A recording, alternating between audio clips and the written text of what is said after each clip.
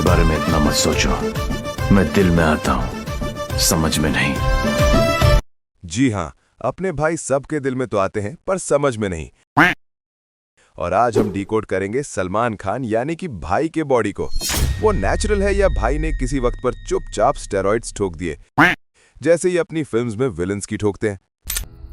हम तुम में इतने छेद करेंगे कि कंफ्यूज हो जाओगे कि सांस कहां से ले और बातें कहां से। वैसे देखा जाए तो बॉलीवुड में काफी कम समय में हीरोज अपनी ट्रांसफॉर्मेशन कर लेते हैं, और यहाँ हम कितना भी कुछ कर ले हमारा ट्रांसफॉर्मेशन जल्दी होता ही नहीं। कहीं ये सेलिब्रिटीज हमसे कुछ छुपा तो नहीं रहे? क्या है सच? बस इसे जानने के लिए मैंने काफी रिसर्च करी और सोचा क्यों ना मुझे जो समझ आया उसे आपके साथ शेयर करूं। Hey guys, welcome back to the channel. आज हम बात करने वाले हैं एक कंट्रोवर्शियल टॉपिक पर। क्या सलमान खान की बॉडी स्टेरॉइड्स की वजह से बनी है?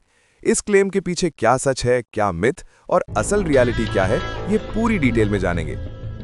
भाई की फिटनेस जर्नी जानने के लिए हमें 1988 में जाना पड़ेगा, जब अपने भाई की फर्स्ट फिल्म आई थी।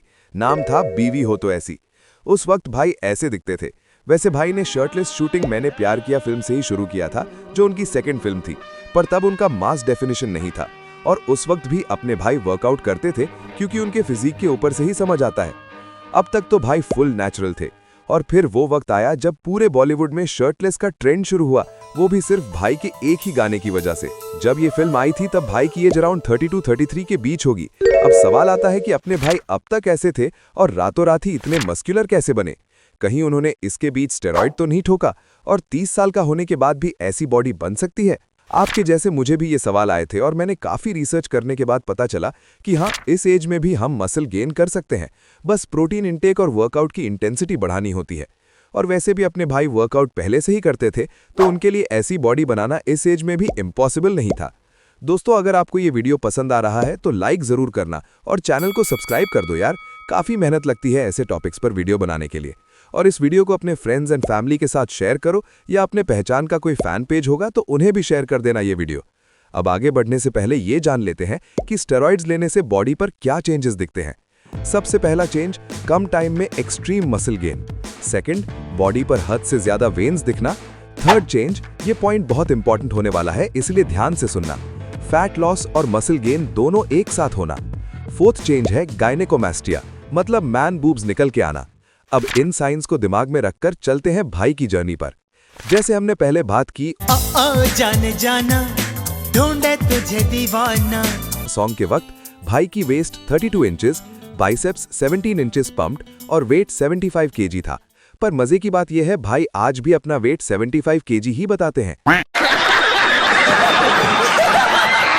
ये फिजिक उस टाइम के लिए ड्रीम बॉडी थी, और सबसे इंपॉर्टेंट बात, ये फिजिक 100% नेचुरली अचीवेबल है। अब आगे बढ़ते हैं 1998 आई भाई की बंधन मूवी की तरफ। तब भाई और लीन हो गए, एब्स दिख रहे थे, चेस्ट में स्ट्राइएशंस दिख रही थी। लेकिन ध्यान से देखो, लाइटिंग बेटर थी, बॉडी पंप्ड थी, और इंटेंस वर्कआउट करके भाई को ऑलमोस्ट 1 साल हो चुका था। तो जाहिर सी बात है कि इस वक्त भी भाई ने स्टेरॉइड्स नहीं लिया था। 2002 के वक्त भाई बॉडी बिल्डिंग में अपने पीक पर थे। उस वक्त आई उनकी तुमको न भूल पाएंगे मूवी में भाई की डेफिनेशन क्लास डेफिनेशन थी। साइज बड़ी थी, एब्स और आर्म्स परफेक्ट बैलेंस में दिख रहे थे। अब तक भाई को वर्कआउट करते हुए सालों हो चुके थे, और इतने दिनों के प्रॉपर वर्कआउट के बाद ऐसी बॉडी नेचुरली बनाई जा सकती है।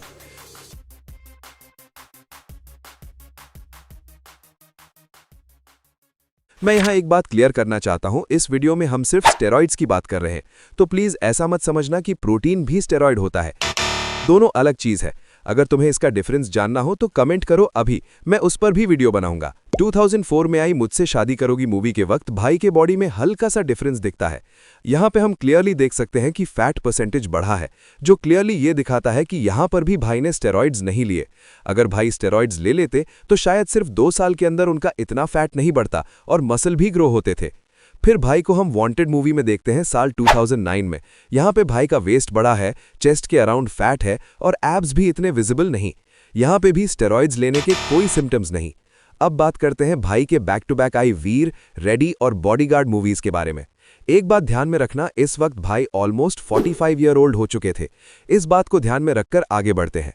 इस वक्त भाई का मसल साइज तो इंप्रेसिव था, पर एब्स ऑलमोस्ट एब्सेंट थे, और ये एक बहुत स्ट्रॉन्ग सिग्नल है नेचुरल बॉडी का। अगर स्टेरॉइड्स होते तो एब्स और वेन्स दोनों भी दिखते। यहाँ मसल है, फैट भी है, मतलब परफेक्ट नेचुरल बॉडी। पर क्वेश्चन ये आता है, क्या 45 एज के बाद भी बॉडी नेचुरली मेंटेन की जा सकती है? वैसे लोग कहते हैं की जा सकती है, पर मुझे ऐसे लगता है इस टाइम के बाद तुम्हारे टेस्टोस्टेरोन नेचुरली कम हो जाते हैं और उस वक्त ऐसी फिजिक मेंटेन करना लगभग इम्पॉसिबल हो जाता है। और यहाँ बात आती है टीआरटी की।